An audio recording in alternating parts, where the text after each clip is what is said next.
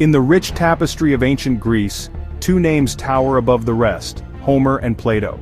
Their legacies have shaped not only their own civilization, but the very foundations of Western thought and culture. Homer, the legendary poet of the 8th century BC, gave us the Iliad and the Odyssey, epic tales of heroes, gods, and adventure. These stories were passed down through generations, first by word of mouth and later in written form, becoming the cornerstone of Greek literature. For centuries, his poems were more than entertainment. They were the foundation of Greek education and values. Young Greeks learned to recite his verses, absorbing lessons about honor, loyalty, and the consequences of pride. Greeks learned courage from Achilles and cleverness from Odysseus. Homer's words shaped their identity. His characters became role models, and his stories set the standard for what it meant to be heroic. Centuries later, Plato emerged in Athens, a philosopher and student of Socrates.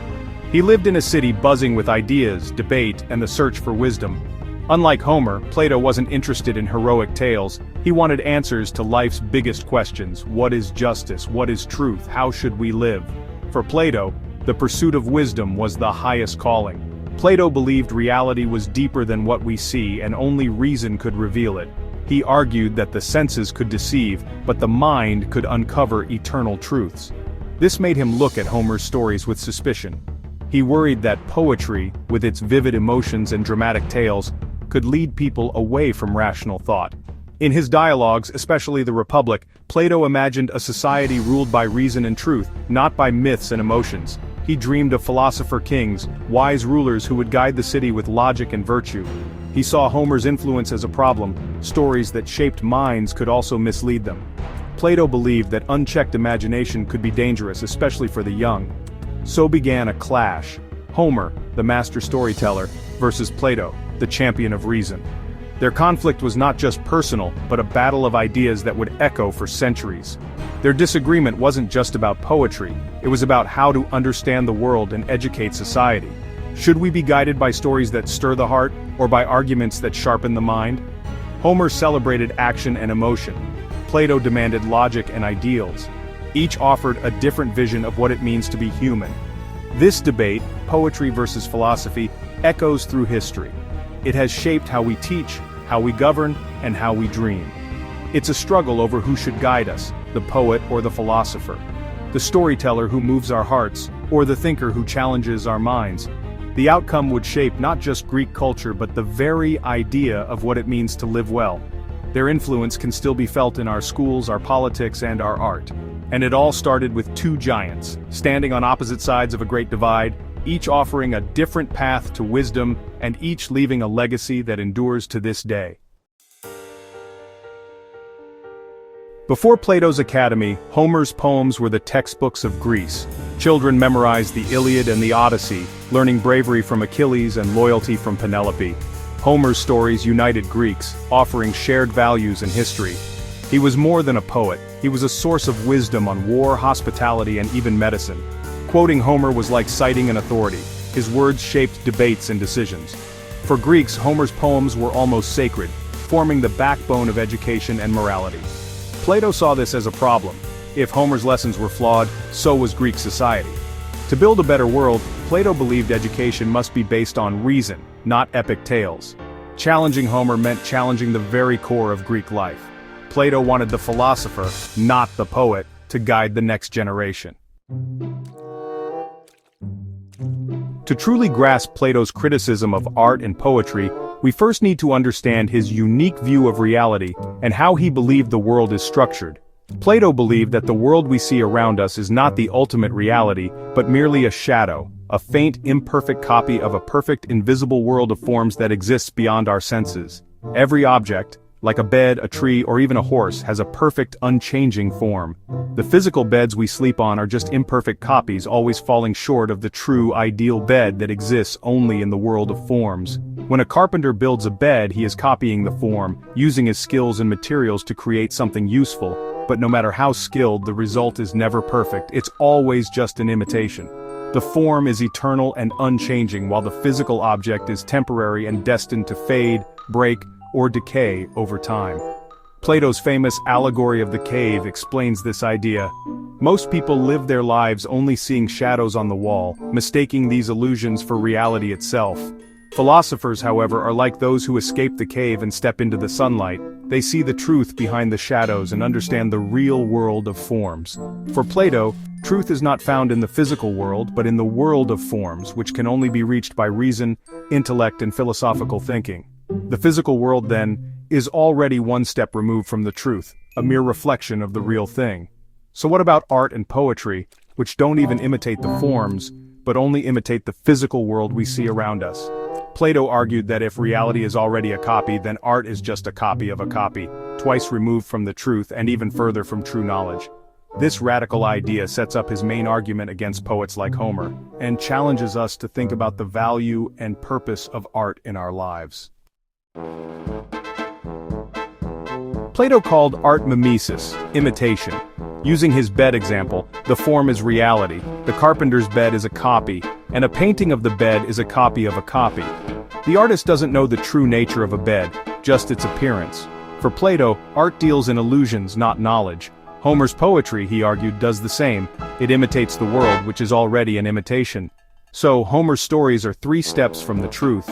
They offer beautiful illusions, not real understanding. Plato challenged Homer's authority.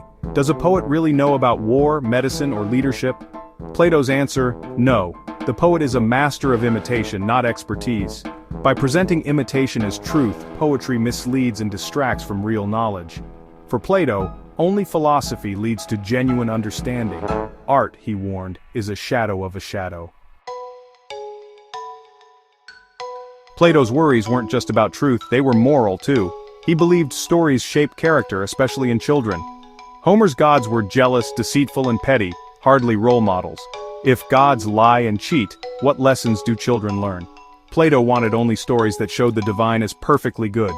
He argued for censoring tales of immoral gods and reckless heroes.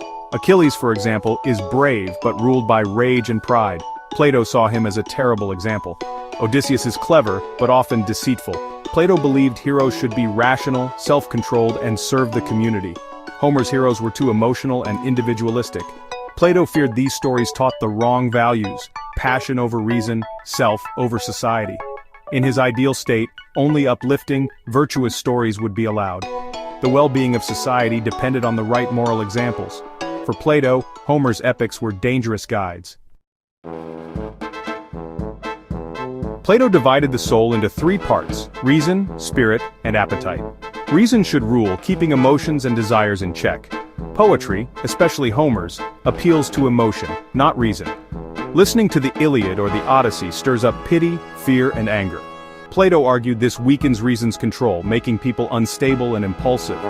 A society ruled by emotion, he warned, would be chaotic and unjust. His ideal state needed calm, rational citizens.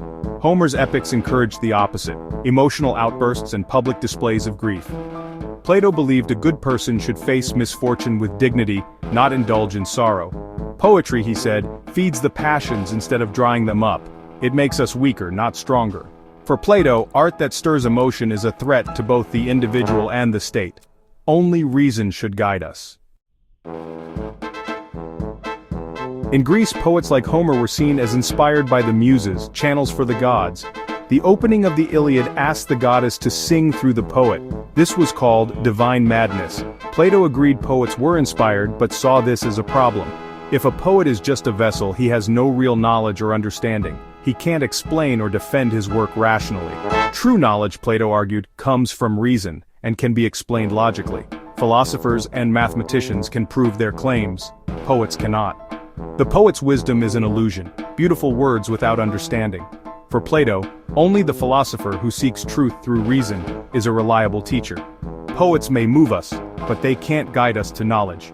Divine inspiration, in Plato's eyes, was just another reason to distrust poetry. Wisdom, he insisted, must be earned, not channeled. Plato's attack on Homer was part of his plan to rebuild society on reason. In the Republic, he imagined a city ruled by philosopher kings, wise, virtuous, and trained in logic. Education would shape citizens with reason in control. Poetry would be censored, only stories promoting moderation, courage, and justice allowed. Homer's world was passionate and chaotic. Plato's was rational and orderly. The individual's desires would yield to the needs of the community. The philosopher, not the poet, would guide society. Plato wanted to replace poetic culture with philosophical culture. He believed only reason could create a just and stable world. To achieve this, Homer had to be dethroned. The clash between Plato and Homer still matters today.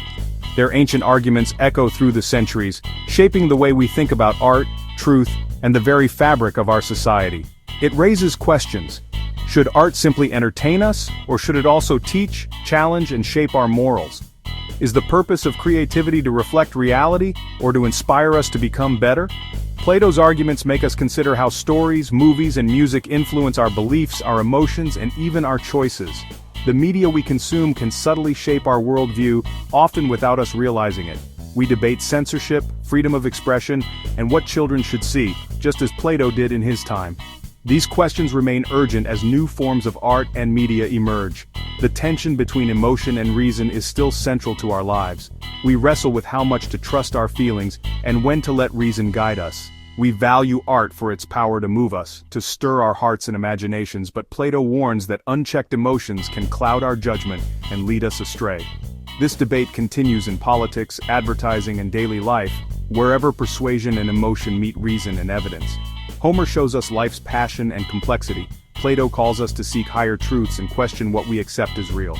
Their debate is about how to live, what to value, and who should guide us, artists, philosophers, or perhaps both. We may not accept all of Plato's ideas, but his critique of Homer started a conversation that has never truly ended, continuing to shape our culture and our questions. It shapes how we think about art, truth, and education, influencing what we teach and how we learn. The stories we tell and the ones we choose to remember still shape the world we build and the future we imagine.